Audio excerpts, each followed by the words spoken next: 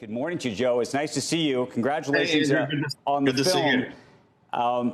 So much to talk to you about the film itself, as well as I actually would love to talk about what you make of what seems like, we'll see whether it's a crime or not, but what's going on with this FTX situation and sort of how that relates to all the work that you've been doing on this. But start with this. We just showed this deposition. It was the first time I'd ever seen Bernie Madoff in prison on tape.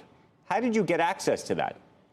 Yeah, it's incredible stuff. He's very, very revealing. And we got this material from Helen Shateman, who was a victim's attorney. You know, she was representing victims in the clawback actions. She was obviously against how the clawbacks were happening. And she provided us with this incredible material that's never been seen before. There's a number of sort of never been seen before elements of this. Perhaps the most provocative is this idea that's presented in the film that one of the reasons, if not the main reason, that he turned himself in fact, was because he was worried about being, quote, hit by the mob. Well, I wouldn't say it's necessarily the main reason he was that he turned himself in, but he's been, you know, he's a sociopath. Anyone who would look a widow in the eye and take all their savings, anyone who would do this to an Elie Wiesel or to a regular investor is a sociopath who has no empathy.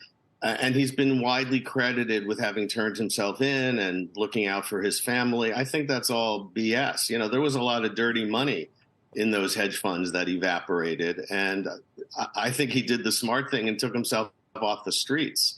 And it was less about protecting people. And you know, and this narrative that he was this singular genius is also one of the reasons I wanted to do this show. He's been mythologized as somebody who just incredibly did this on his own. But there was, just like with Sam Bankman-Fried, there was a lot of sophisticated investors who should have known better, and a lot of institutions, including J.P. Morgan Chase, that had a view into his Ponzi scheme because they had billions of dollars were flowing through one checking account.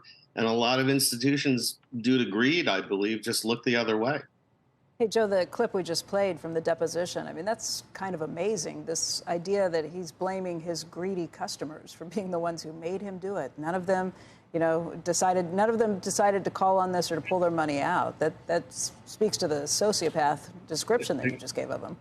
Exactly. Classic narcissist. You know, I've done a whole bunch of serial killer shows over the last couple of years, Bundy, Dahmer, Gacy, and I consider Bernie a financial serial killer because he shares a lot of those qualities with serial killers, a complete lack of empathy and blaming other people. You know, John Wayne Gacy famously blamed his victims for the situation they put themselves in.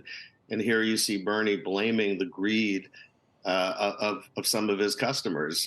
You know, it's just incredible. He destroyed the lives of so many, and he's blaming others. That's why I think, going back to your original question, Andrew, the idea that he magnanimously wanted to save his family and pled guilty, to me, is just a lot of bunk. It was self-preservation.